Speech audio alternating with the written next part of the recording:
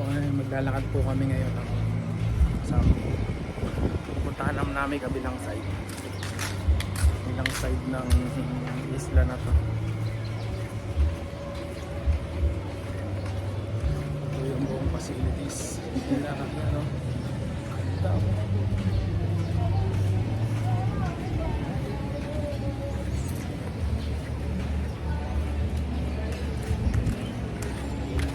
Kabilang side. Yun. Kabilang side. Kabilang side. Explore namin yung ano. Ito yung kainan. Ito yung kainan dito sa loob. Meron silang restaurant.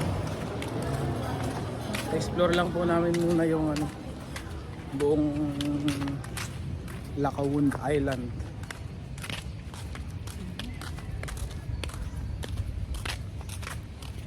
Yan.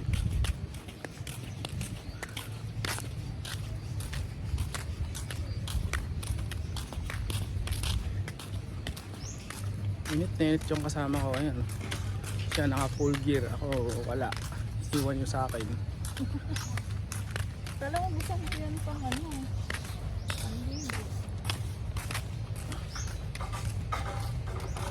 Dahan-dahan lang.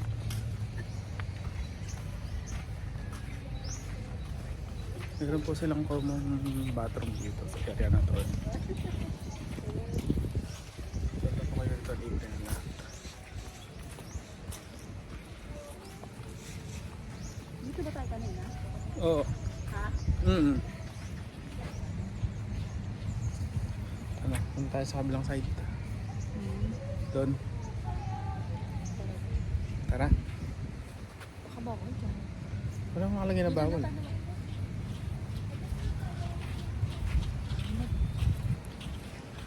Saan po namin yung kabilang side. Explore namin. Lacaun Island. Dito walang masyadong ano dito. Sana puro nyug. Puno ng nyug ng nakaano. Yan. Puro puno ng nyug. Tingnan natin kung ano makikita. Let's go guys.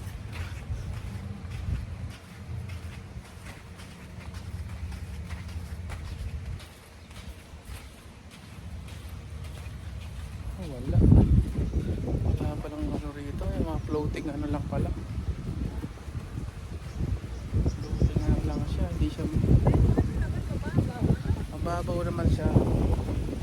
Mababaw, tara ba tayo mo din. Ba tayo? Ayan. Ayan siya, mababaw.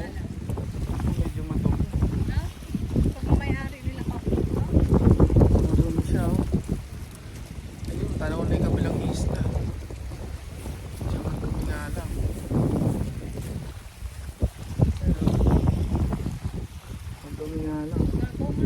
Pero ang luwang pa niya. Hanggang to, no? Natatanaw niyo po yan. May mga floating cottage na yan. Ayan, oh. Hanggang dito sa kabila. Ayan, oh, ang haba, oh. Sa akin, hindi ko lang alam kung sakot pa rin to ni ano, Lacaun. Kasi ayun, oh. Dito sa side na to, walang masyadong cottage. Hindi siya masyadong ano, puntahan kasi madumi.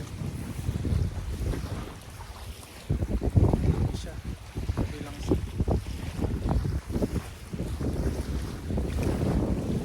Mamaya naman, puntahan naman natin guys siya sa harap. Papakita ko naman sa inyo kung anong pagkakaiba niya dito. Let's go. Yun guys, andito na tayo ngayon. Dito yung pasukan na yan. Yan, yung mahabang ano, entrance. Yan, magmula doon and pasok kayo dito. Yan.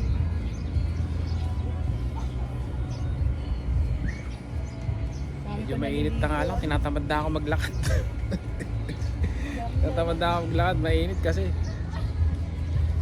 Malaga na rin dito. Ito yung ano, side ng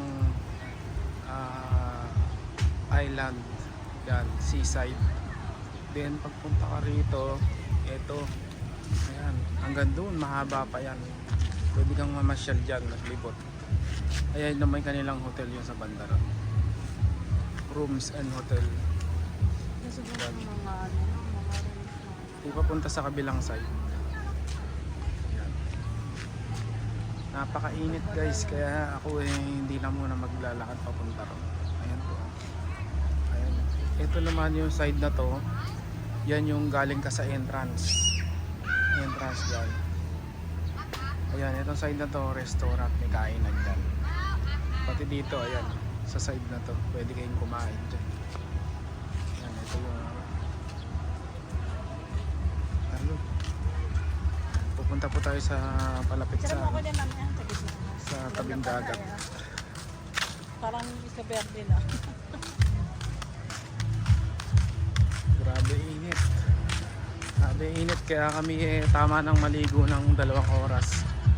Gusto yung pumunta, agahan nyo. Sa mga gusto pumunta, mas maganda maaga. Ito naman yung kanilang mga cottage sa lugar na to. Ayan.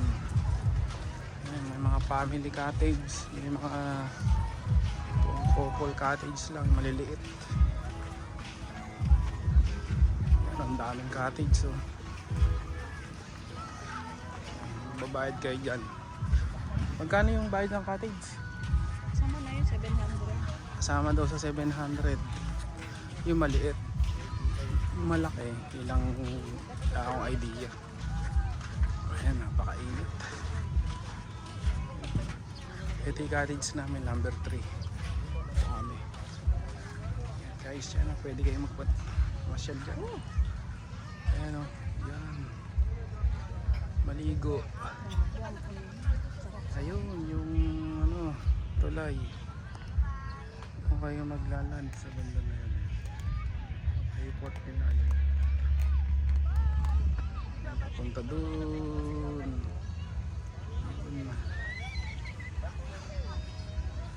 Grabe, ang init.